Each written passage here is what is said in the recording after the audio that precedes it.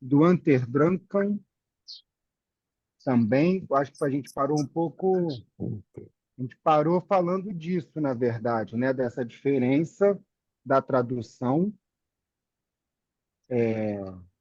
Eu lembro que a gente acabou falando disso, dessa tradução dessa palavra, e no francês Na página 200. teve um. Tem, aí já dá na 223 nesse caso. A gente chegou Ah, até aqui então, na leitura. então não tem Unterdruck. nada a ver 218, não, é 223. 223. É o. Não, 223 no meu livrinho aqui é a última página. Ué, Uma coisa que chamou a atenção aqui nesse texto é uma coisa que, inclusive, a Ana Amélia já tinha colocado, e a transferência é, é, reservando, digamos, fazendo uma reserva à, à ideia da contra-transferência, né? A transferência se dá entre o analista e o analisante. Eu achei isso muito interessante, porque esse Ele fala que entre, é num terceiro, né, Simil? É um exatamente, terceiro. esse entre aí exclui a conta-transferência. Não inclui o analista, as questões do analista, como os kleinianos muitas vezes operam, né? Mas Explica mas novamente. Explica novamente. Como é que é? o que o texto está dizendo, Nazar, é que a transferência ocorre entre o analisante e o analista. Mas isso não implica a ideia da contra-transferência. Está aqui no texto. Se você É quiser repetir. o que eu entendi, mais ou menos. Bom, agora eu estou usando essa palavra muito, o que eu aprendi é que seria, porque sempre Lacan está falando sempre de lugar e função. Aí, quando ele fala nesse entre, é de um lugar, né? E que lugar que é esse? É aquele lugar do grande outro, do inconsciente do analisando, talvez, que acontece ali, mas sem que o analista ocupe a função. É como se ele estivesse no lugar, né? E ali que que ele fala daquele ponto, que é o, como é que é? É o martelo, é o serrote, é não sei o que da transferência, que é neste ponto, na banda de Moebius, né? Inclusive ele coloca isso, parece. Bom, gente, eu li já tem um tempo, mas acho que é isso mesmo. Que o desejo do analista encontra com o desejo inconsciente do analisando. Entendi assim, como um lugar, tá? Esse entre como um lugar. Para mim fez sentido. Aqui, quer ver? Onde é que vai estar? Eu estou tentando localizar aqui a passagem que ele fala isso. então, eu fico pensando, Simil, que eu não sei se exclui a contra-transferência. Por quê? Por que que eu estou falando isso? Porque senão a gente também cria um ideal do analista, em que esse analista ali ele está totalmente destituído já, né? Enfim, naquele lugar de qualquer subjetividade sua, numa Sim. lógica que isso só é possível após um término de análise pessoal. Quando, né? Enfim, quando, na verdade, a formação é permanente, né? O tripé da formação envolve a análise pessoal, a supervisão e a prática, fundamentalmente, né? A prática e a teorização pós-prática. Então, eu penso que a contra-transferência, quando ela surge, ela só não é o analista, ele ali tem que se advertir de não de tentar minimizar os efeitos dela ali, na escuta, né? E direcionar depois, ou para sua supervisão, inclusive como ferramenta, né? Eu vejo dessa maneira, inclusive como ferramenta clínica para sua supervisão e para sua análise pessoal, né? Enfim, para Sim. dois lugares, para Mas, dois mas, mas, lugares. Felipe, a minha leitura é o seguinte: não tem como escapar, né? Uhum. São é, dois sujeitos aí, apesar do analista não estar no lugar do sujeito, Sim. mas a contra-transferência, ela ocorre como resistência do analista. Sim. Mas, gente, aqui nesse texto, Eu ele faço essa coloca leitura. Transferência, quando o analista opera com a contra-transferência, ele tá resistindo, porque não se Sim. trata da subjetividade dele, né? Se trata ali do discurso do analisante, né? Aqui no início da parte 1, na página 219, ele diz assim: a transferência é um fenômeno em que estão incluídos juntos o Uhum. sujeito e o analista. Sim.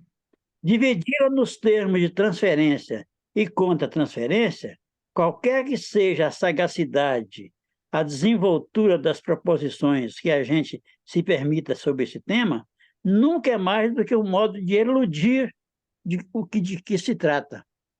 Ele está dizendo que são juntos, mas ele vai desenvolver o estatuto do lugar do analista nesse junto aí, né? A transferência é um fenômeno essencial ligado ao desejo como um fenômeno nodal do ser humano. Evidentemente que ele vai falar aqui de dois desejos. Ele vai falar do desejo que está em questão no que foi do analisante, mas vai falar do desejo do analista, onde ele vai especificar, né, uma posição bem singular do sim. analista na transferência. Então, é isso aí mesmo, nessa página 229, que eu estava falando, que ele fala desse ponto, né? Desse ponto que é um encontro, né? Que o analista é esperado. E que é nesse, para mim, que é o lugar aí, é o lugar do inconsciente do analisando. Mas é como se alguma coisa acontecesse fora, em termos de É para lugar. que não para o que é atualizado, eu vou pensar aqui agora, esse deslocamento, essa transferência, né? A Chatel, no primeiro texto, ela coloca a transferência, né, na ordem de um deslocamento, né? Sim, Então, pensar esse deslocamento, essa transferência de um eu para um si mesmo, na alienação, de um S1 ao S2. Há um deslocamento aí. E aí é o que eu sim, penso que a gente pode articular, eu acho que a gente pode ler aqui, e depois talvez voltar para o seminário 8, no capítulo que chama exatamente o que a gente tem repetido aqui, a presença real. Tem um é, capítulo no seminário 8 que fala, tem esse nome, né, que é o que a Chatel evoca, que é o que eu estou fazendo alusão aqui, que o analista, o que seria essa presença real? O que seria essa presença que faz com que o sujeito apareça entre S1 e S2? Essa sim, transferência de um significante ao outro, de um eu para o si mesmo. Eu estou colocando dessa maneira. Né? Ontem, escutando uma pessoa, a pessoa relata que, depois de 3 anos, ela frente a uma crise de pânico que normalmente vem, então veio as notícias de que a crise ia vir, né?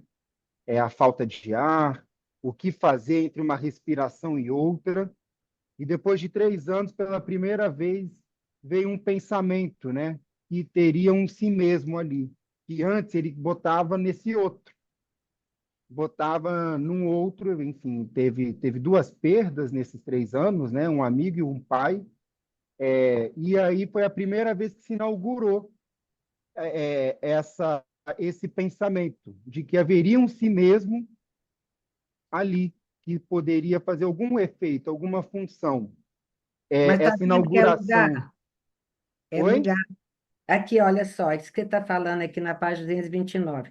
Na relação do desejo ao desejo, algo é conservado da alienação, mas não com os mesmos elementos, não com esse S1 e esse S2 da primeira dupla significante, de onde deduzir a fórmula da alienação do sujeito no meu último curso, mas de uma parte com o que é constituído a partir do recalque originário da queda do, aí tem esse nome aí em alemão, Underdrückung, sei lá, do Undertramp. significante, isso, uma Amsterdã. queda desse significante binário, e de outra parte, com o que aparece primeiro como falta no que é significado pela dupla dos significantes, no intervalo que os liga, isto é, desejo do outro. Isso é muito bacana. Essa questão do lugar mesmo, dessa que a gente está falando, do analista, ele E ele usa o lugar deste grande outro sem ocupá-lo. É uhum. onde a história não é tudo isso, de equivocar Sem se o identificar com paciente. ele, sem Não se é, O que identificar com ele. não Ele usa esse exercer a lugar, função. Você está no esse lugar, mas não lugar. exerce a função. onde a gente Pois é, parou não, aí, eu penso assim, ele usa esse lugar, mas também reconhece que está submetido a ele. Então, aí que eu acho Está que submetido a esse lugar. o analista está divertido, ele usa o lugar, ele sabe que ele está usando o lugar, mas ele não exerce a função. Então, toda aquela demanda de certeza culpada do analisante, ele sai fora. A Tereza Meloni um dia falou uma coisa que eu achei muito legal. Ela falou, olha, você está no gol, você está ocupando aquele lugar. E aí a pessoa vai mandar a bola, só que você desvia. Meio isso, achei uma imagem interessante. E, e esse manejo delicado de, mesmo não respondendo a essas demandas, que eventualmente eu acho até que numa manutenção de uma, eu penso, manutenção de uma a relação, gente, uma ou porque outra demanda acaba sendo respondida, mas é que o analisante continue te colocando ali naquele lugar, que é o lugar do sujeito exposto saber.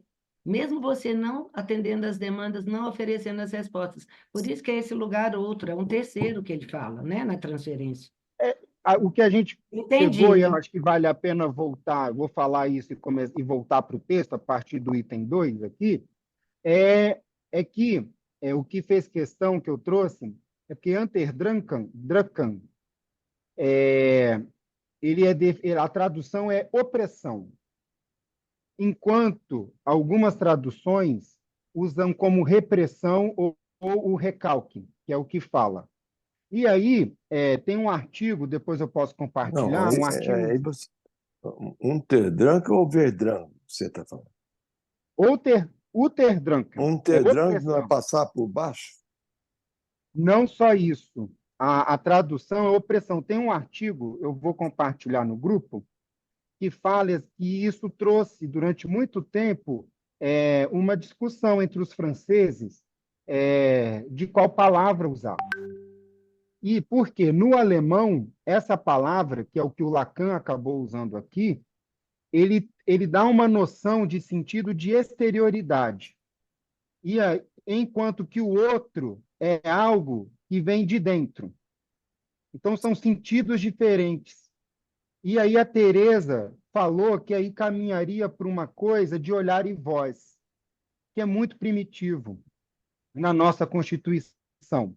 O olhar e voz como meio de transmissão do desejo, desse desejo do outro, mas sem possibilidade de significação. É o acontecimento em si.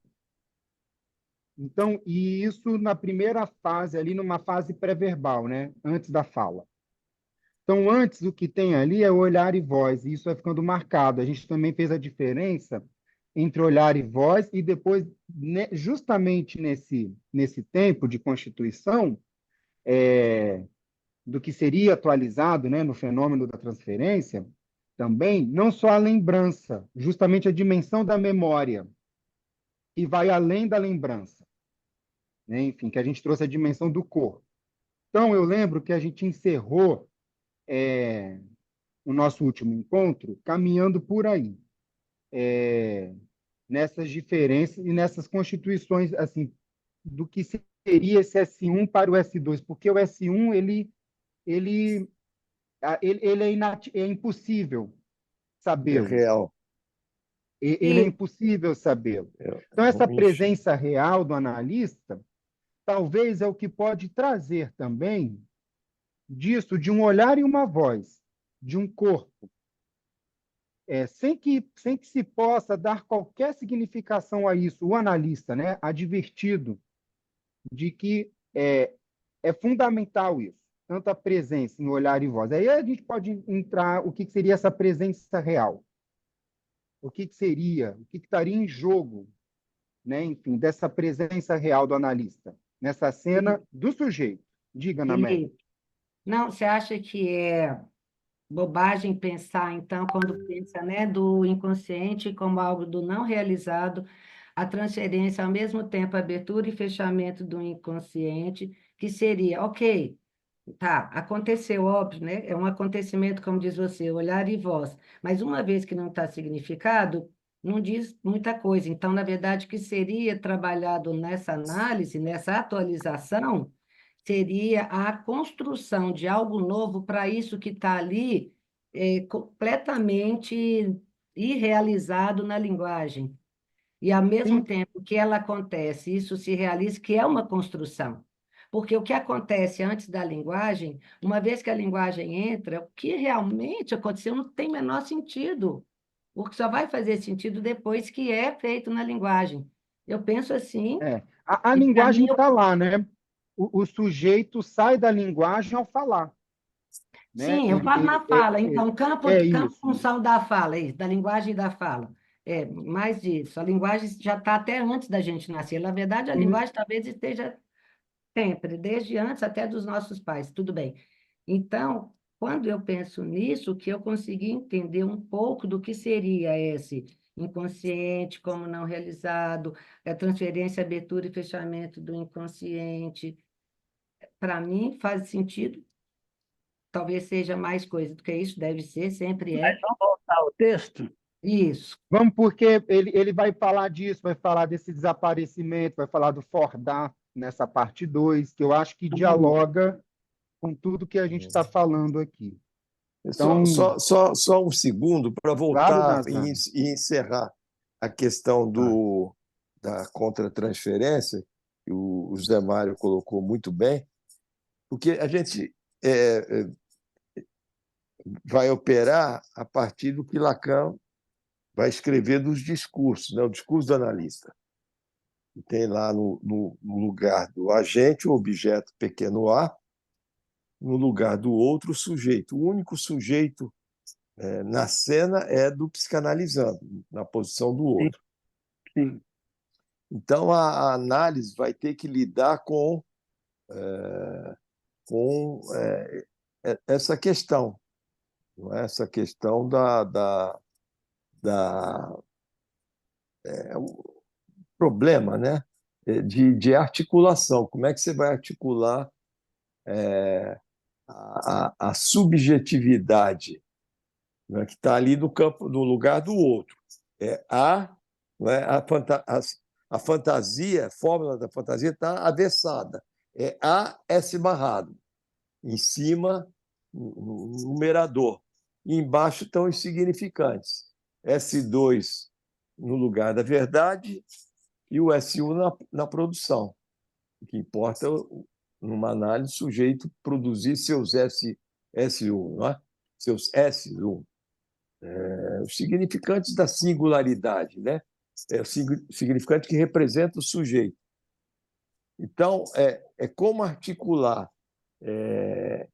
essa subjetividade desejante do lado o Zé Mário leu essa frase. Na transferência estão juntos, né? Como é que é, Zé Mário? Está O aqui. desejo, o Eu- desejo do analista e o sujeito exa- do lado do exatamente. analisando, né? Então, como articular essa subjetividade desejante com o desejo do analista, não é? Que está colocado como uma exterioridade, como um objeto, não é? Exterior. Como articular a subjetividade desejante? Lacan diz, há uma objetividade do desejo do analista. Olha que Exatamente. interessante. Uma subjetividade a uma objetividade do desejo do analista, sempre como falta, como semblante de um objeto pequeno a dado na transferência. É um processo transferencial. Agora, quando esse desejo do analista ele comparece como subjetividade, ou seja, como sujeito, isso se Sim, chama contratransferência. exatamente. E aí Uhum. Dá começou a para fazer um uso indevido, né? dá para pensar nisso que você está falando em termos de cadeia significante. A cadeia que interessa é a cadeia do analisante, né? Não a cadeia do analista. O analista já trabalhou as suas associações livres, não é? Na sua análise. Por ele ter trabalhado, não é? E ter sofrido os efeitos de uma destituição subjetiva radical, não é só um, um canapé, uma entrada, uma degustação, ele sofreu estruturalmente, não é? E passou pelo DC, ou seja, construiu quase que o último dos lutos na sua trajetória. Então ele pode, porque é ingrata, uma posição ingrata, não é? O cara faz uma análise longa, trabalha, faz supervisões, vai lá para o consultório, lê textos, atende está ali numa posição ingrata, né? Uma posição de objeto. Né? A objetividade, como se você vai articular a subjetividade do lado do paciente, do analisando, com a objetividade. Agora, quando ele resiste, ele está concernido com a transferência do psicanalizando. Ele desperta pontos adormecidos nele, não analisados, ou não Sim, bem analisados. Né? sim. Bom, vamos voltar aí para o ponto É que que vocês querem que eu você. leia? Querem que eu leia? Pode ler, Semil, pode ler, você é um ótimo leitor. Então, eu vou articular certo número de fórmulas a serem conservadas como pontos de amarração, na falta dos quais o pensamento só pode deslizar. Ele quer amarrar, então, alguns pontos para articular o que ele quer dizer. A alienação é ligada de maneira essencial à função da dupla de significantes, S1 e S2, né? Com efeito, é essencialmente diferente que haja dois ou que haja três. Se queremos sacar onde está a função do sujeito nessa articulação significante, devemos operar com dois, porque só com dois ele é cunhável na alienação. Essa coisa do deslocamento, né, Felipe, que você falou, né, que o sujeito representa, mas ao representar o sujeito, há uma afânise do S2, né? Um desaparecimento. É. Desde que Operar com dois, porque o sujeito, o significante, necessita de dois.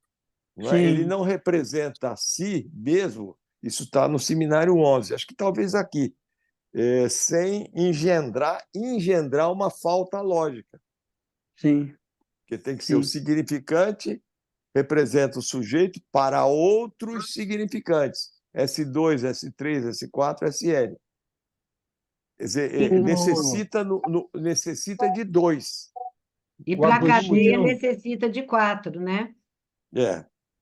Agostinho trouxe uma analogia que eu achei bacana para entender isso do S1 e do S2. Ele criou uma cena, uma suposta cena em que você chega no estabelecimento e aí tem a letra M num banheiro, né? E aí você olha para a letra M, num primeiro momento você não sabe se é mulher ou masculino. Você olha para outra porta Porque dependendo da letra da outra porta, É que vai você Mas, fazer. vai esse determinar. mas isso é um exemplo clássico que Lacan dá, né? A Sim, instância sim. da letra. Tá. É, Não é eu escutei do a Agostinho. criança está no trem, né? Ela está no trem e passa, e estamos no M, estamos no F, quer dizer, no H. É o exemplo clássico do significante, É. que está lá na instância da letra, né? E depois em todos os outros autores que Lacan que vão citar. Eu me lembro um livro da Annika Rifle-Lemay, ela trabalha muito isso, uma grega, sei lá, que não se sabe por que razão Lacan fez o prefácio do livro dela, né? Uma mulher linda, linda de morrer. Annika Rifle-Lemay. Os analistas que iniciaram estudando Lacan no mundo estudavam esse livrinho dela. Foi editado no Brasil. Isso aí se Vamos encontra em lá, sebo. Simil. Vamos? Então, vamos lá. Simil, peraí só um pouquinho, Simil. Eu estava te acompanhando, mas eu perdi. Me ajuda a localizar onde é que você está? Está na página 223. segunda. Página É, 223. Ele está lendo o como que tem está duas no... edições, como tem duas Não, gente, edições, 229 na minha. na Não, ele minha tem está... 23. 223. Para não É ter a parte 2. É a parte 2 do capítulo. segundo A minha parágrafo também. da parte 2. A É. minha também é igual à sua. Então, vamos lá. Se queremos sacar onde está a função do sujeito nessa articulação significante, devemos operar com 2, porque só com 2 ele é cunhável na alienação. Desde que haja 3, o deslizamento se torna circular. Passado do segundo ao terceiro, ele retorna ao primeiro, mas não ao segundo. O efeito da afânese, que se produz sob um dos dois significantes, está ligado à definição, digamos, para empregar a linguagem da matemática moderna, de um conjunto de significantes. É um conjunto de elementos tal que, se existem apenas, como se diz na teoria, um E maiúsculo invertido para a notação, 2, o fenômeno da alienação se produz, a saber, que o significante é o que representa o sujeito para o outro significante, de onde resulta que no nível do outro significante o sujeito se desvanece. Essa que é a definição de alienação nessa dialética da dualidade aí da representação do sujeito. O sujeito em si, ele não existe, né? Ele está sempre sendo, né?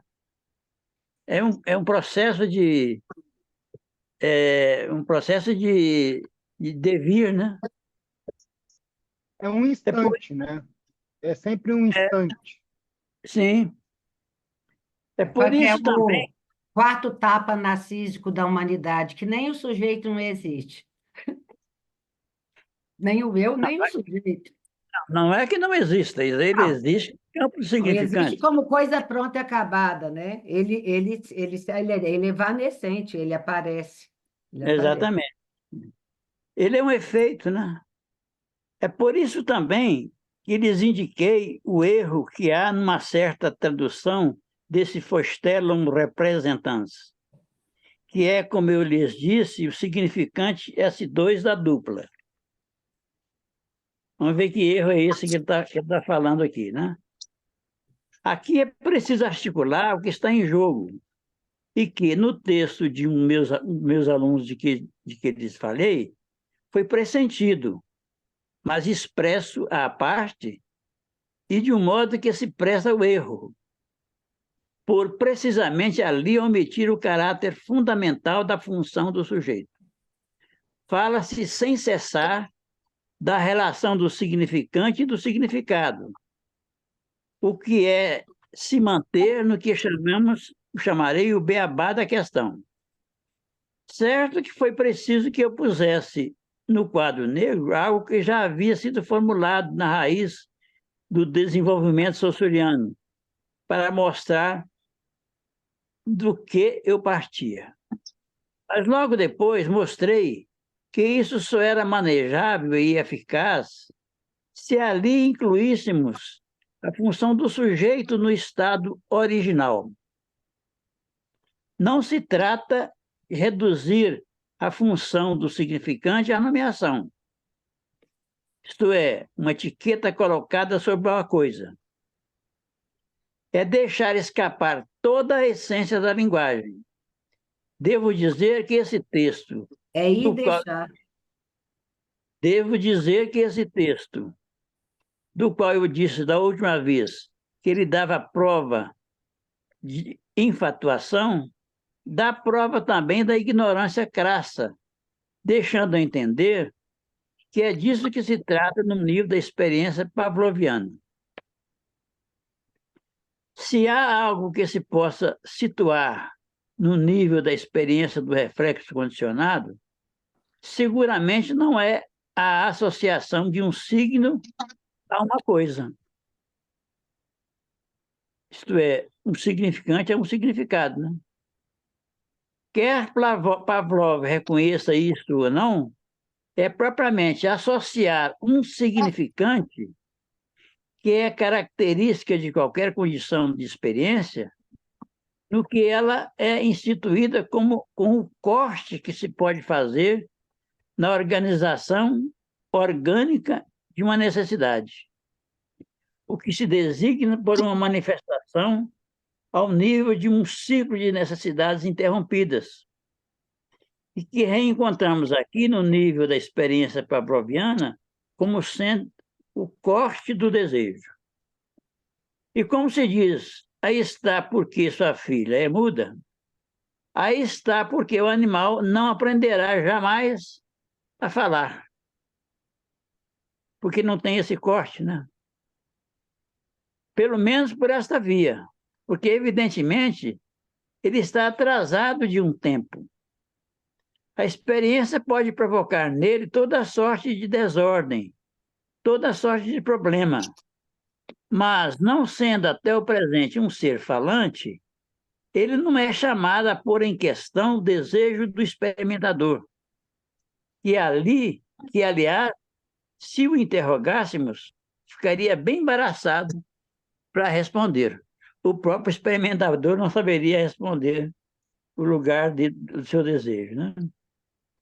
Não resta menos que, ao articulá-la assim, essa experiência tem um interesse, de fato, essencial, de nos permitir situar o que se deve conceber.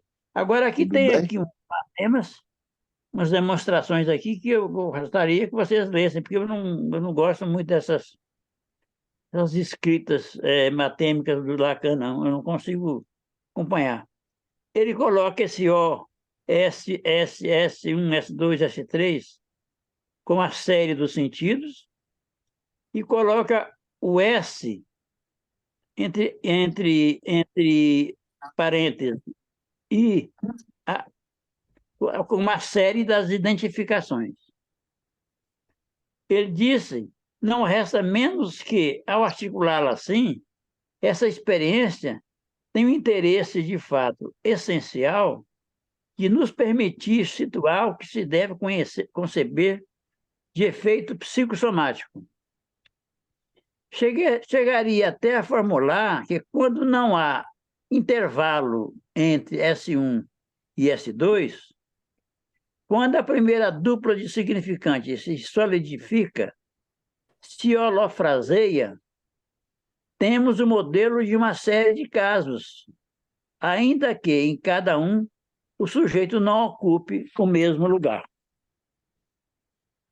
E na medida em que, por exemplo, a criança débil toma o lugar, no quadro embaixo e à direita, desse S1 aí, aliás, desse significante aí, né? Na Quando a série criança, das identificações. na série de identificações, né? em relação a esse algo a que a mãe a reduz, a não ser mais do que o suporte de seu desejo num tempo obscuro, que se introduz na educação do débil a dimensão do psicótico. Eu não entendi muito bem o que ele está querendo dizer com essa dimensão do psicótico aqui. Alguém pode ajudar a compreender isso aí? Eu vou terminar o parágrafo. É preciso que a nossa colega, é precisamente o que nossa colega Maud Manoni, num livro que acaba de sair, e cuja leitura eu lhes recomendo, tenta designar aqueles que, de um modo qualquer, podem ser comissionados a levantar sua hipoteca. Eu não entendi muito bem essa passagem. Alguém pode comentar? Que, olha, está escrito aqui embaixo, ó. É certamente algo da mesma ordem do que se trata na psicose. Essa solidez, esse apanhar da cadeia significante primitiva em massa, é o que proíbe a abertura dialética que se manifesta no fenômeno da crença. É isso. Aquelas identificações ali do S, abre em função de I, em função de A, linha, nananana, que seria o desejo da mãe, e ela fica presa ali, né? Ela absorve, é isso que, bom, esse parágrafozinho aí, ó, é certamente algo, Eu penso, minha, eu penso que seria a aqui, minha o que resposta pelo que você está perguntando. ele traz uma dimensão que eu fiquei aqui pensando na questão do psicossomático, né? Sim, Então, sim, temos aí no primeiro momento, onde está o X, né? Enfim, então tem esse outro, a série dos sentidos, né? E isso, a sim, princípio, a gente está colocando nesse outro primordial, né? Enfim, sim, nessa, teoricamente, a princípio, a mãe, né? Então, essa série de sentidos, e esse losango a gente traduz por pulsão, né? Assim como na fórmula da fantasia. Então, tem essa série de sentidos que vão estar articulados pela pulsão, gerando, né, essa série de identificações, né?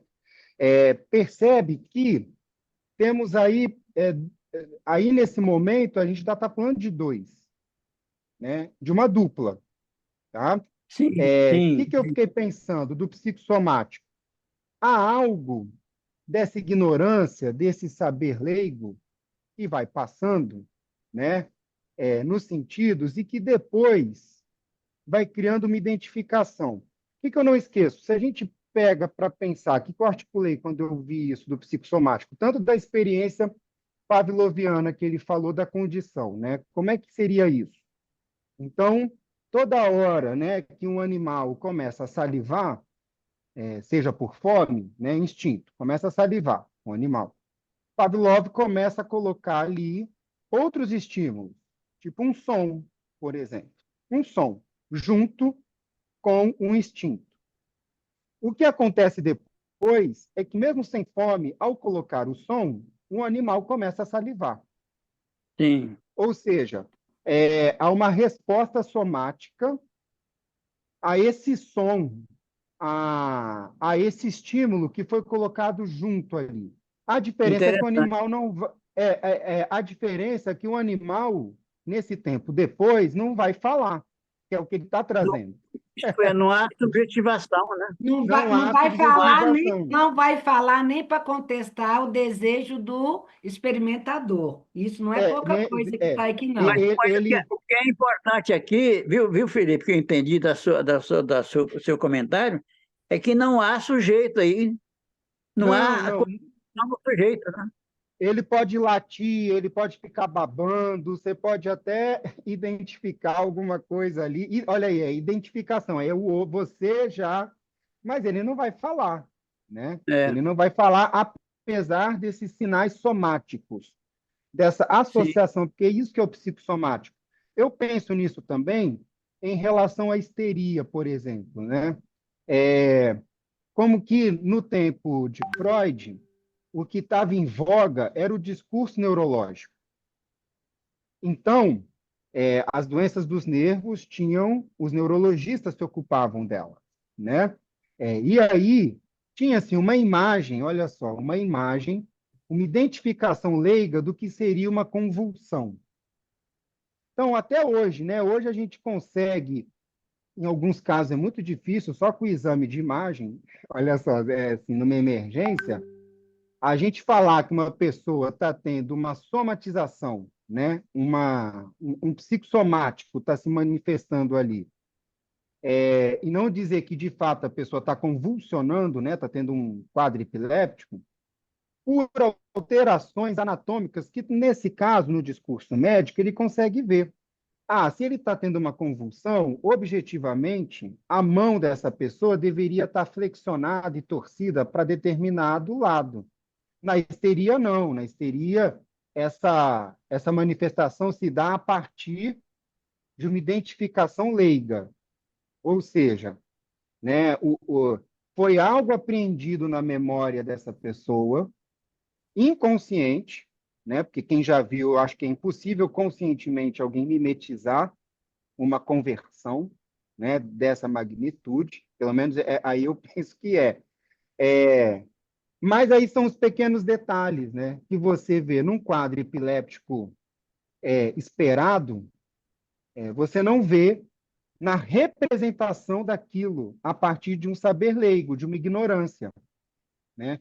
E isso é o somático também, aí de novo, há uma dissociação entre sentido e identificação, né? É, Eu gostei muito da sua aproximação entre convulsão epilética e convulsão histérica, né? sim, sim. Porque, na verdade, a histérica, quando converte, né, no sentido aí de convulsão, ela ela ela está dirigindo isso ao outro, porque ela pisca. Não sei se você já percebeu É um isso dos na efeitos, clínica. eu vou até fazer aqui, O é o efeito bater de asas de diagnóstico, borboleta. Acho acho bonito, exatamente. acho poético. Quando você vê uma histérica convulsionando, o diagnóstico para nós, psiquiatras, era ver o olhar dela, né? Que ela fecha o olho, mas fica de olho no outro, É o que falavam mostrando. Mas antigamente, é piti? Exatamente. Aliás, tem os esse médicos, estigma do piti. exatamente, os médicos, de alguma maneira, na época e até hoje, né? Eles não levavam em conta justamente o que a histérica estava propondo ali como sintoma, né? Não é, isso Uhum. é simulação. Isso é uma simulação. Ela está simulando uma convulsão epilética. Então, por se tratar de algo inconsciente, eu coloco na ordem da dissimulação. A simulação, para mim, ela é intencional. Pelo menos na fenomenologia é uma diferença. A simulação tem uma intenção, né? É, a dissimulação, ela não leva em conta essa intencionalidade toda, né? Ela é mais um efeito, que eu acho que é o que a gente acaba lidando, né? A dificuldade é que com o Dr. Google, a imagem de uma epilepsia, isso é muito bonito de ver hoje. Por isso que a gente fala, talvez, que a histeria é muito difícil, na verdade, ver uma conversão histérica, né? Enfim, ou está cada vez mais difícil distinguir. Porque hoje o acesso à informação, nessa via dos sentidos, hoje as pessoas sabem como que é uma epilepsia. Então, a mimetização está cada vez mais fidedigna. Isso é lindo de ver, de observar. Uhum. Então, esse sinal do efeito da borboleta, por exemplo, hoje é difícil ver. Você consegue ver se você realmente segue a inervação, é, a neuroderme, né, que a gente fala, né, a raiz neurológica, e realmente você vai ali, aí é muito difícil, porque clinicamente você tem que saber toda uma topologia orgânica para poder falar assim, não, essa mão tinha que estar em tal posição, não está. Enfim, mas isso acontece. Eu sempre Uhum. lembro disso, assim, o Freud fala disso, desse saber leigo, e isso é o que Sim, diferenciava na clínica, né? As paralisias, por exemplo, não faz sentido você ter uma parte do seu nervo facial paralisada neurologicamente, junto com algum outro nervo, mas que num quadro histérico, né, essa somatização se dá. essa paralisia se dá de uma maneira que o corpo não explica. Nem, enfim, esse fundo É a patológico não anatomia há. da estética, né? Anatomia É. da estética. Então, quando eu li isso, Simil, eu pensei muito nisso. E, em relação à psicose, eu pensei que, de fato, talvez não haja nem a somatização nesse nível de elaboração, porque, nesse caso, a palavra em si já seria um equivalente ao corpo. Sim. Não se trataria aí de uma mimetização, de uma dissimulação. Como a palavra em si ela já é equivalente, a somatização esse psicossomático fica de alguma forma apagado ou não necessário. É o É que eu isso consegui interpretar. É isso que ele fala aqui, logo em seguida, Felipe, é o seguinte: é certamente algo da mesma ordem que se trata na psicose. Essa solidez, esse apanhar a cadeia significante primitiva em massa, é o que proíbe a abertura dialética que se manifesta no fenômeno da crença. Eu queria entender o que o Lacan está querendo colocar aqui da crença com relação à transferência. Porque, na verdade, ele fala no início do texto da questão da confiança.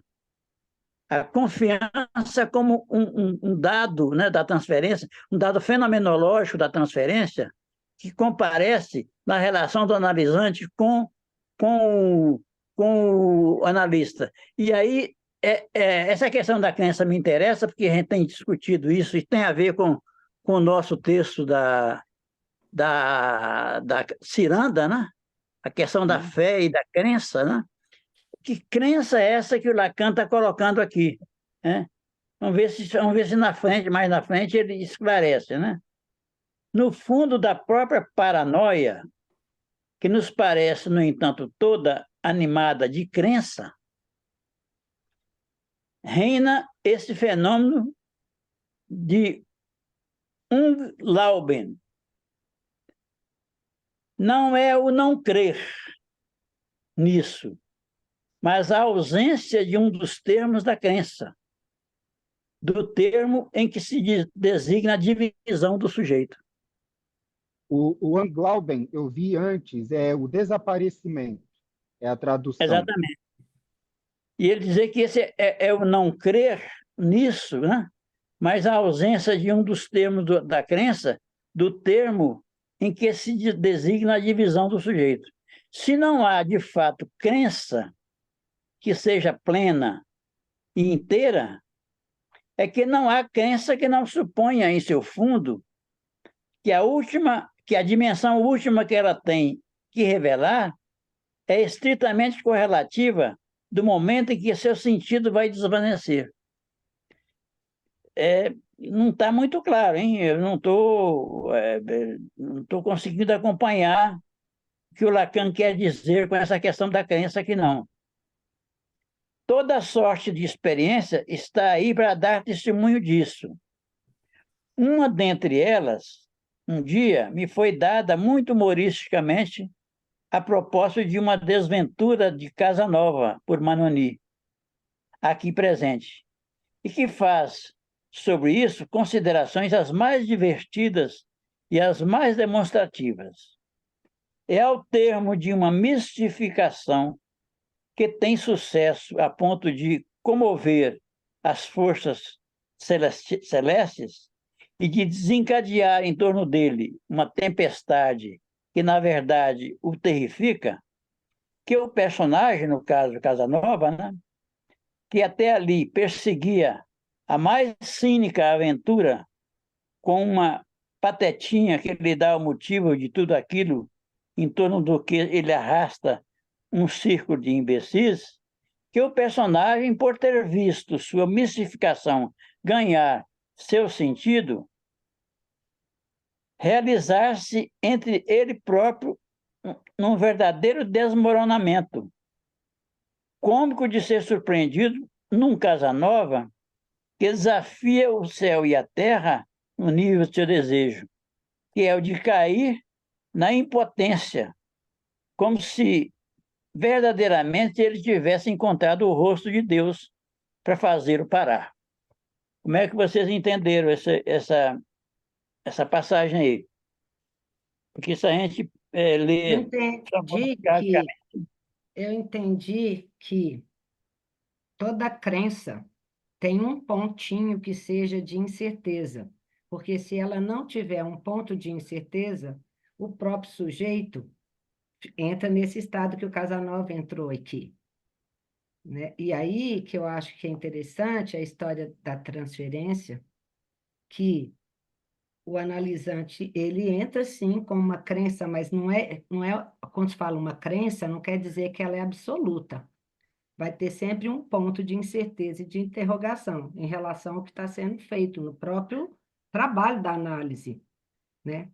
Então, Nesse deixa eu ponto eu ver. concordo com você, porque o Lacan vai dizer que apesar da confiança, né, Por que o analisante tem com relação ao analista, ele sempre vai achar que o analista pode enganá-lo. Não, ainda tem mais que ele fala depois, que na saída, né, no processo já de término de análise, isso se torna bastante conflituoso, porque passa pela cabeça do analisante mais forte ainda, né? Porque ele começa a destituir o analista daquele lugar e ele tem um certo temor de que ele que está conduzindo a análise, né? Então, E o, existe crença, mas é uma crença que ela não é. Porque se ela for essa crença absoluta, o sujeito faz igual Casanova, que se desmorona, né? Esse é ponto curioso, de incerteza que faz deslizar a dialética toda da cadeia, né? eu entendi assim, porque também dizem que um Deus só existe conforme a gente crê nele, né? Sim, Tem uma série da Netflix, esqueci o nome agora, que fala exatamente isso, as crises dos deuses. E eles meio que têm uma máfia, enfim, um jogo, um conflito entre eles, no sentido de conseguir pessoas que acreditem neles, né? Porque é assim que eles têm o seu poder. Se ninguém acreditar num Deus, ele morre, ele desaparece. Então, eu vi aqui também que para o Casanova, a hora que isso se tornou real, a hora que as pessoas começaram a acreditar, pelo que eu li aqui, né? De fato, e ele constatou isso, ele também não suportou. Ele não suporta isso, porque a crença tem essa questão do desaparecimento, é, do não realizável mesmo. E isso, a diferença é o que o sujeito vai fazer com isso. Se ele sim, vai dialetizar e colocar, conseguir elaborar uma outra verdade, uma outra crença, né? A crença se adapta a um dado do real, a um dado da realidade, a gente pode se colocar isso. desloca, né? É, ou não. Eu estou lembrando eu já falei desse caso algumas vezes na escola, esse mesmo recorte, mas vou falar aqui porque veio no início da residência, uma paciente que foi internada no Pinel, uma pessoa com uma paranoia, uma erotomania, e que tinha certeza que o Roberto Carlos era amante dela. E uma pessoa muito elaborada, enfim, não tinha, era uma erotomania mesmo, assim, não tinha outros sintomas de esquizofrenia, né? Enfim, então a única alteração era de fato essa lógica do pensamento, né? Enfim, essa crença nesse caso que era muito forte, né? E aí ela falava várias vezes o número. Eu já tinha um número de telefone que era o número do Roberto.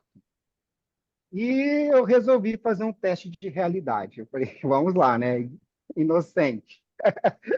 Fui lá, peguei o número, liguei, e aí atende um senhor e fala: Olha, realmente, eu sou o assessor do seu Roberto. Eu falei: Meu Deus do céu, é verdade, na frente dela. E ela me olhando, eu não consegui disfarçar. Eu falei: Meu Deus, eu estou falando com o assessor do Roberto Carlos, do Pinel. E aí eu expliquei a situação: Olha, tem uma pessoa aqui que está afirmando muito, e aí ele me devolve que o Roberto Carlos se propôs a várias vezes encontrar com ela para desfazer o mal-entendido, mas que ela não comparecia em nenhum dos encontros. Olha isso. olha isso. E aí, enfim, eu associei a essa posição dessa crença e de que também isso não podia ser desfeito. Era impossível. É Era da natureza da necessário o paranoia que não, ela tem. é, Sim. era necessário o não comparecimento, né, dela para poder sustentar de alguma forma.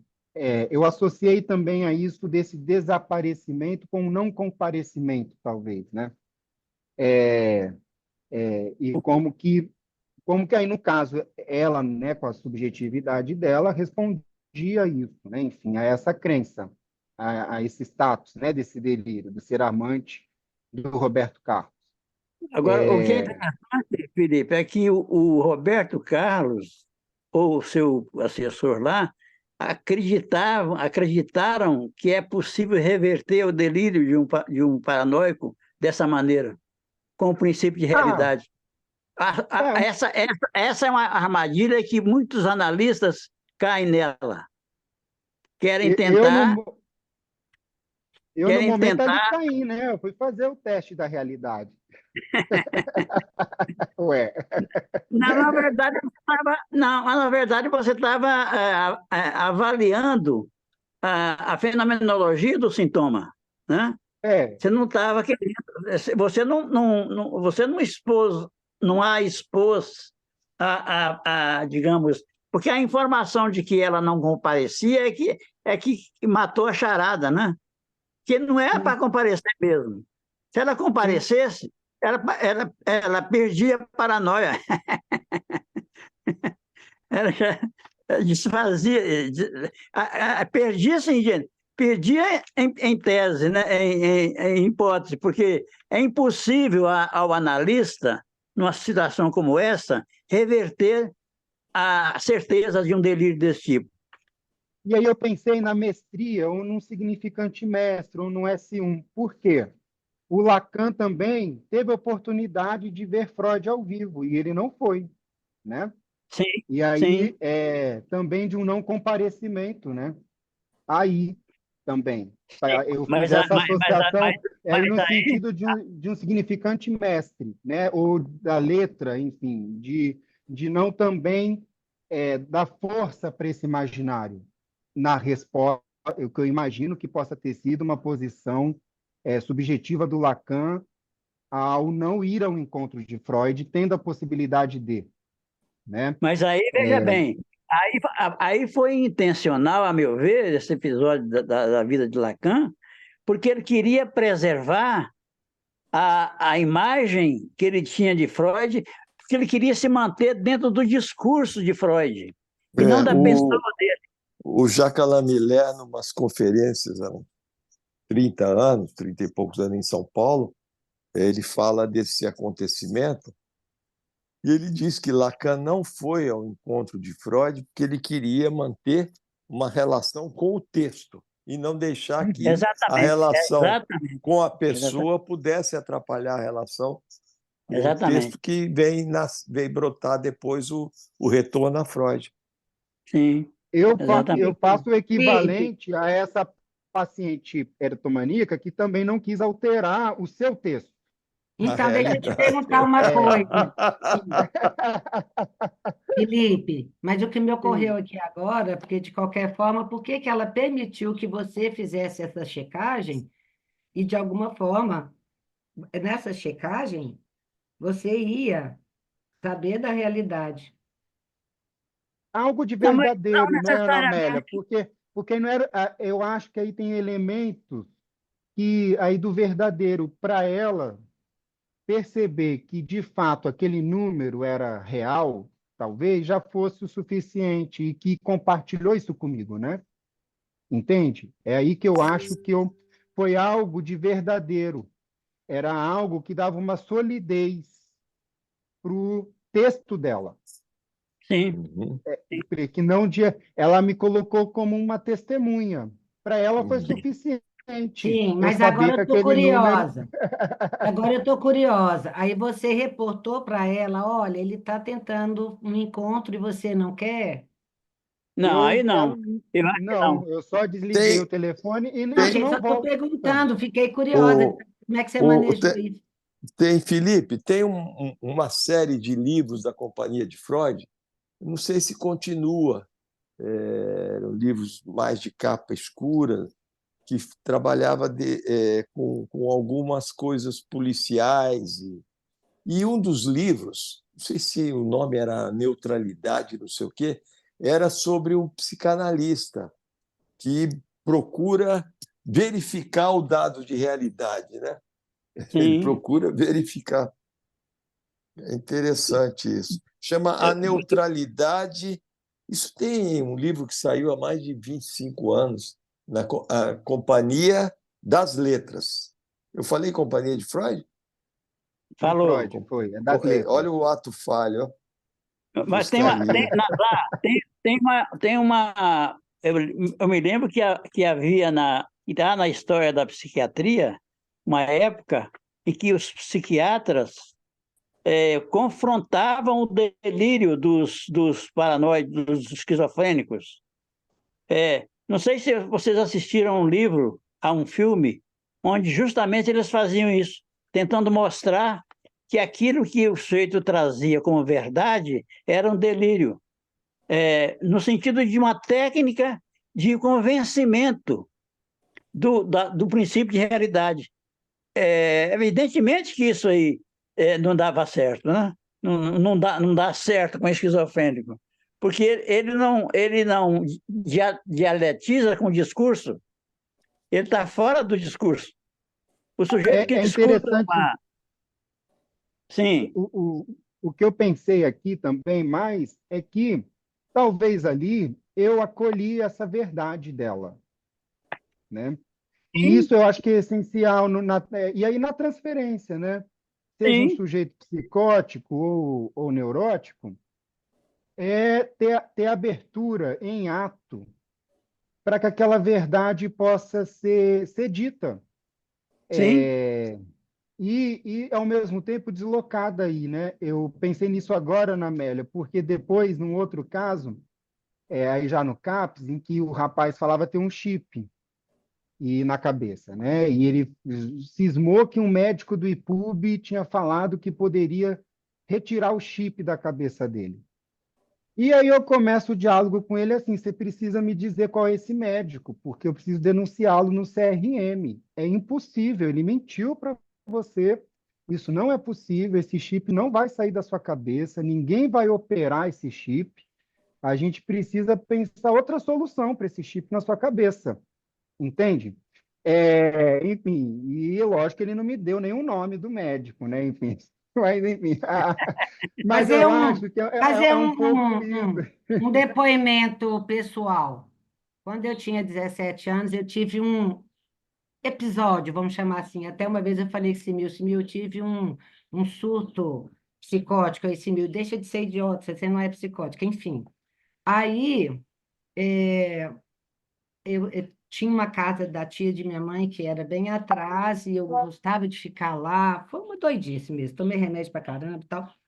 Mas eu tinha certeza. Agora, a primeira vez que eu estou reportando isso, eu nunca falei. Tinha certeza que Chico Buarque estava apaixonado por mim. Imagina, eu 17 anos, ele era um ídolo, não, apaixonado, e que ele estava ali, que ele iria me procurar lá na casa dessa tia.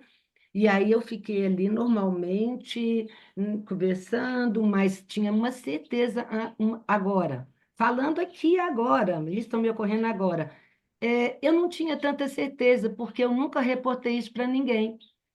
Então, na verdade, como eu não sou uma psicótica, bom, espero que não, até porque eu tenho tive uma voz esquizofrênica, isso, acho que até por causa disso que eu estou na psicanálise, que era o meu medo. Até na escola, um dia, o Simil falou, cria um grupo para estudar psicose. Tive um fenômeno de corpo. Eu levei naquela época, aquilo era um medo mesmo. Bom, enfim. Aí, agora você falando que ela falou isso para você, então, porque ela tinha essa certeza. E por que que eu não falei isso? Eu não falei para ninguém. Nunca falei isso para ninguém. Porque eu não tinha essa. Eu tinha na minha crença os pontos de incerteza. Senão eu teria reportado. Mas eu acho que também Interessante. tem uma contingência nisso aí, Ana Amélia. Talvez por causa do encaminhamento da sua família, enfim, Ah, que não, eu percebia. tive. Uau, segundo. E a minha fala que ficou do meu pai a vida inteira. Nossa, é Sem, igual sem falar, mamãe. sem Ela é falar do igual psiquiatra. mamãe, ela é igual mamãe, boazinha, igual Veja mamãe. bem, Boazinha sem sou eu. falar do psiquiatra que te tratou, porque provavelmente ele não abriu escuta para você falar disso. Não, não, ele era psiquiatra mesmo. Aliás, um velhinho maravilhoso que era professor da UFMG. Mas ele, mas ele não Graças a abriu ele, eu não escuta fui para o seu internada dever. numa clínica. Ele foi maravilhoso. Não vem Não, destruir o meu tudo bem. psiquiatra, não. Eu só estou falando que ele não abriu para você a escuta. Ele não foi analista, digamos. Não, não foi analista, ele não era analista em hipótese nenhuma. Eu fui lá duas, três vezes só, e ele maravilhoso, só que me tacou remédio, tudo bem, com um mês eu fiquei boa, mas tá bom. Então, posso dar um comentário, fazer um comentário aqui? Interessante que eu acho é que a filosofia diz que Deus morreu, né? E agora as celebridades, assim como Roberto Carlos e Chico Buarque, tomaram o lugar dos deuses, né? Mas eu acho a mesma coisa, é o mesmo tipo de crença, né? Porque Deus não tinha e não tem, os que ainda acreditam nessa crença, né? Deus não tem corpo, e isso é importantíssimo, que Deus não tenha corpo para que as pessoas continuem tendo a crença, né, de que Deus existe. As pessoas conversam com Deus e isso não é considerado uma coisa loucura. Eu acho interessante isso, mas quando é uma celebridade, é uma loucura, né?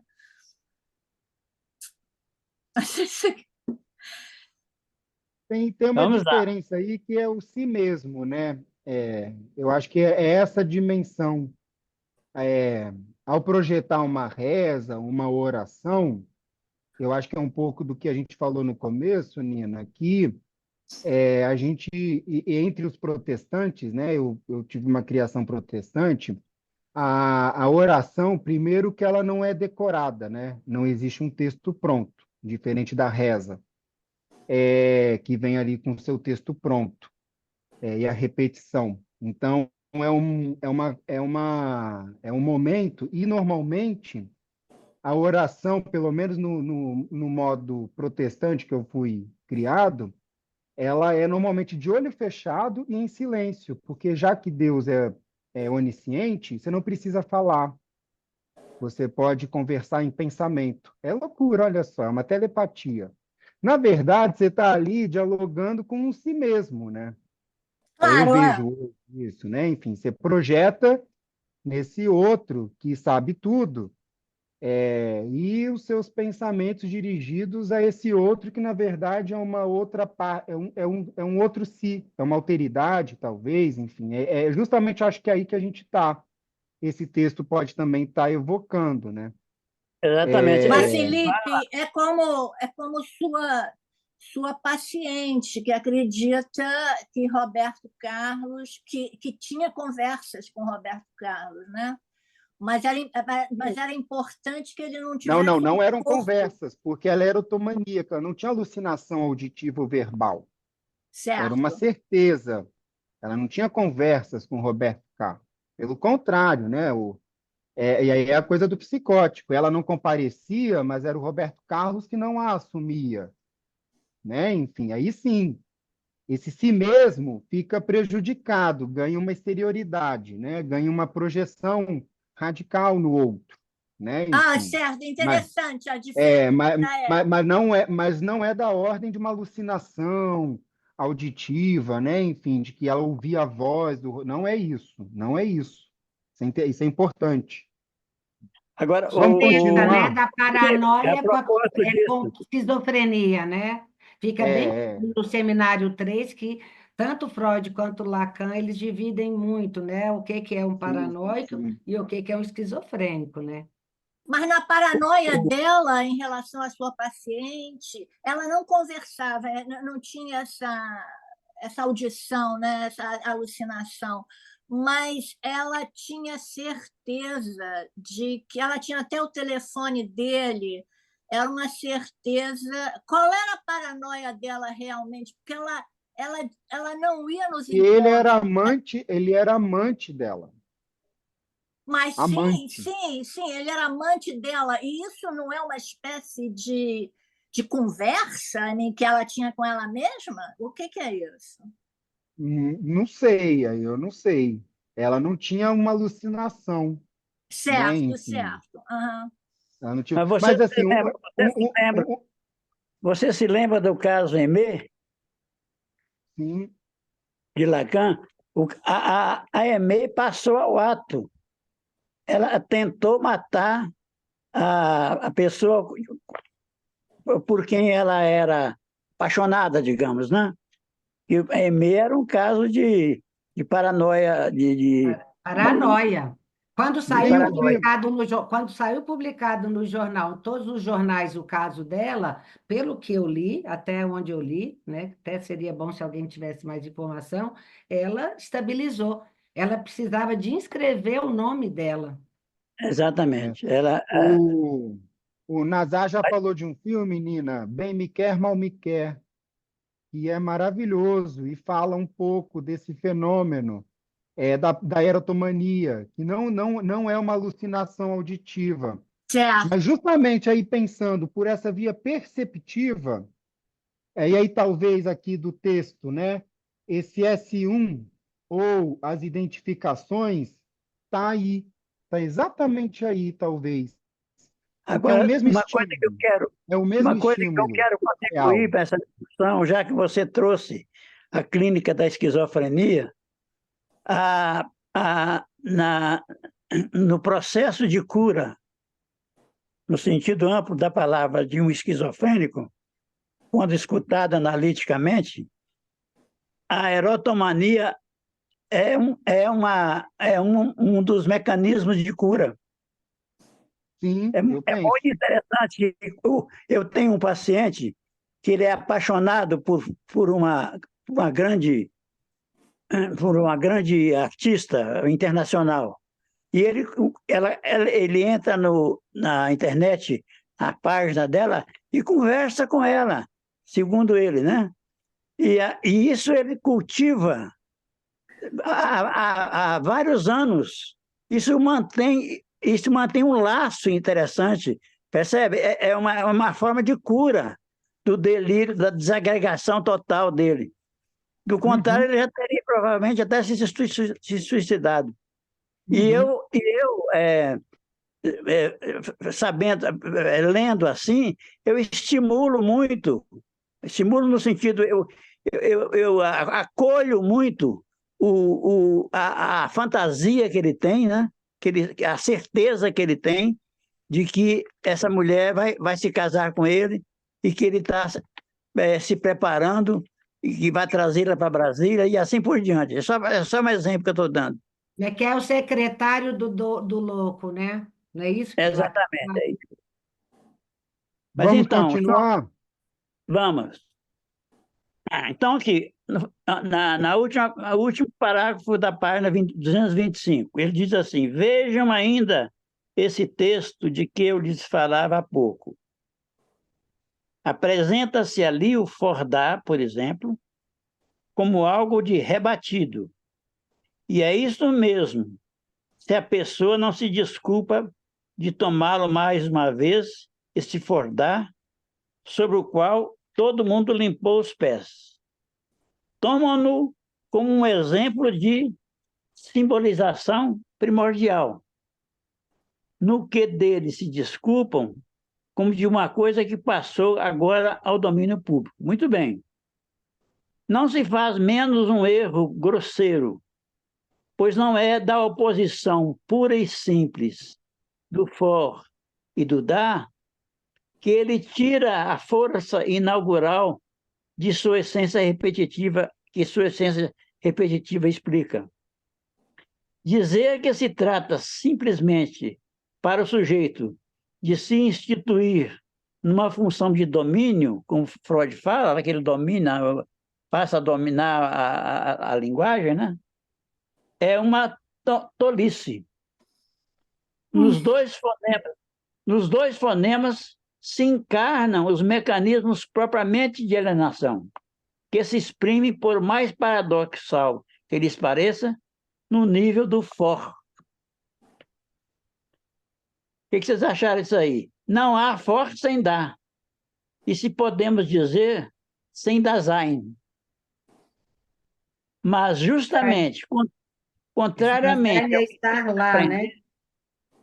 Deixa eu terminar. Mas justamente, contrariamente ao que tenta apreender com o fundamento radical da existência toda a fenomenologia da Dasein analisa, não há Dasein com o for. Quer dizer que não se tem escolha. Se o pequeno sujeito pode exercitar nesse jogo do for-dar, é justamente que ele não se exercita de modo algum, pois nenhum sujeito pode apreender essa articulação radical.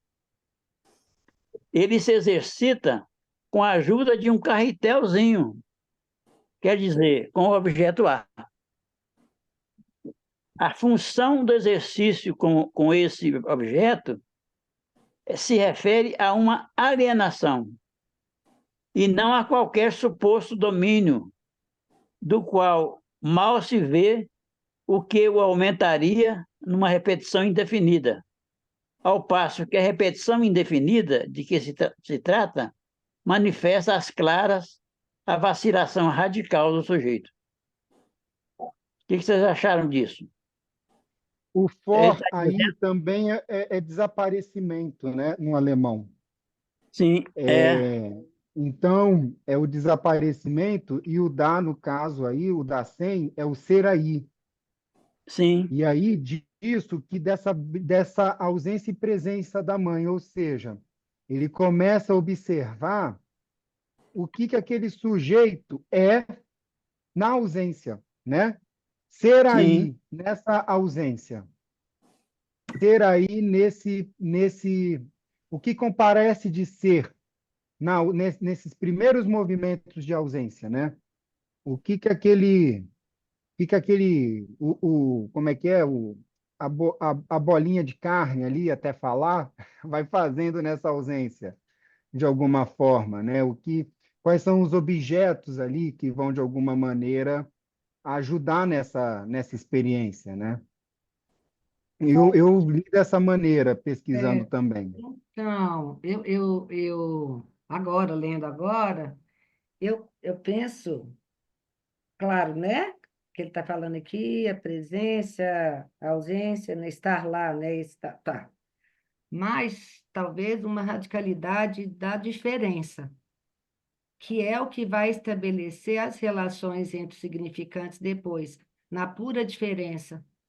Eu nem sei se não há for sem dar, não há um isso, significante sem outro significante. e ele só se relaciona na pura diferença, que é um pouco de teoria dos conjuntos. E é a questão do sujeito, né? O S barrado, que é falta entre um significante e outro. Eu não sei muito bem se essa coisa, a presença, a ausência da mãe, não sei. Eu penso mais Eu pensei estabelecimento, começar no estabelecimento de diferença, da pura diferença. Não há um ser aí sem o não ser. Exatamente. Não há um ser aí, que é o da sem o não ser. Né? Que é o a lógica a lógica das identificações que a gente está vendo é isso, né? A gente identifica o A pelo A e pelo não A. Né? O Seminário 9 traz isso. A é A e A é não A. Então, trazendo essa cadeia dos sentidos e o Lacan traz um pouco acima aqui no texto, né? Então, não tem como ser aí, não tem como sem o não ser, sem o desaparecimento do ser. E isso eu acho que é o propulsor para a fala, talvez. A fala vem como um fenômeno justamente dessa alienação. Dessa diferença. O fenômeno da falta Alienante. na marcação da diferença. Uhum. Porque senão você não pode O... dialetizar. Quando a criança diz for, né? Quer dizer, ela joga o carretel, concorda? Isso. E quando ela diz dá, ela puxa o carretel e Sim. pega novamente o bichinho na mão, o carretel na mão. Quer dizer, esse exercício através do carretel, do objeto A, que ele chama, né? É que dá a ela justamente a noção da ausência e da presença. A meu ver, quando ela diz for, ela já está, ela já está sinalizando o oposto, que é a presença. A presença ela pode ser falada através da ausência. É isso que eu estou tentando entender, É. E tentando dessa elaborar. atividade, né? É curioso ser o carretel. Porque o Sim, carretel, ele também, assim como o rio, ele só se caracteriza pelo movimento. Eu acho sim, curioso, né? Senão, o carretel não é só o objeto, mas a atividade que esse objeto faz, né? sim. Que é o Só ir e que no vir. caso aí Ele vai e vem. tem o ir e vir, né? No Rio É não o ir e tem. vir. No Rio não, é só vai. É interessante depois poder retomar esse. Eu já li aí algumas vezes, esse livrinho do Julian, a Paranoia Comum, as Psicoses, é pequenininho. E a parte do Édipo, a Eu página, amo esse livro. a página 33, quando ele vai introduzir a questão do primeiro tempo do Édipo, que é o pai simbólico, né? Que vai falar. Olha que interessante. Ele diz inicialmente o primeiro tempo. No primeiro tempo, trata-se do pai do simbólico. O pai simbólico não vem da mãe, não vem do pai, ele vem da mãe. Eu já lhes disse, a criança é puro olhar, puro olhar. Ela está deitada de costas, não compreende nada do que sua mãe lhe fala, mas vê esta imagem que vai e vem. Sim, Esta imagem materna, que fala com ela. Ela ouve os sons de sua voz. A mãe a toma nos braços, a alimenta, a faz dormir, a educa. Há aí algo de interrogativo. A mãe vai embora e retorna. Olha a alternância. Há uma alternância entre presença e ausência. Agora, se ela volta, será que sou tudo para ela? Se ela se vai, será que não valho nada? Sou zero para ela? Eu grito, ela vem, ela vai embora. Eu grito de novo, ela não volta. Eu não grito mais e ela vem. Este é o enigma desta alternância entre duas respostas contraditórias. Ou sou tudo para ela, e aí é a angústia, eu sou pequeno demais, incapaz, ou não sou nada para ela, mas ainda assim ela volta. Então sou tudo para ela. Esta é a alternância. É muito difícil, né? Porque a criança ela tem que incorporar, simbolizar isso, né? É uhum. isso que se chama loucura. Estou submetido à lei do arbitrário, do capricho, do acaso. O capricho é que enlouquece. E aí Então, vai olha só. bababá, bababá. Eu amo esse pedaço aí, eu também já até li ele N vezes, quase decoro. E aí me leva para a primeira linha do texto da carta roubada, que é simplesmente mais, menos, menos, mais, menos, menos, aleatório, aleatório. Só que, para mim, o inconsciente, além de ser estruturado como linguagem, ele é matemático. Colocar numa cadeia infinita de aleatórios, é possível manter um padrão. Eu acho isso aí, eu penso que pode ser assim, e para mim faz muita lógica, porque no início é nada, é só diferença. Só que quando os eventos vão acontecendo de uma forma infinita, matematicamente é possível se fazer um padrão. E este padrão se vai fazer aquela primeira linha, a outra linha, e aí entra É, é. como E aí lei. entra. Esse padrão, colocado de uma forma matemática, vira uma lei na cadeia. É muito bom pensar Então, assim. e quando não há a Yahoo, né, do significante nome do pai, que tem os acidentes mais graves, né, de autismo, de psicose, de paranoia, essas coisas, aí entra uma questão séria, porque esse significante que vai representar o sujeito para outros significantes, isso não se dá na psicose, né? Sim, Em função do nome do pai. que não tem o Olha, S1. 12h59. Vamos encerrar? Vamos. Até a Pode ser? próxima. Tá. Pode. Um beijo. Tchau, gente. Obrigada, Obrigado. obrigada pela escuta, né? Hoje eu desabafei. Tá bom. Falei mais do que o pobre na chuva. Bom final de semana. Beijo. Para Tchau. vocês também. Beijos.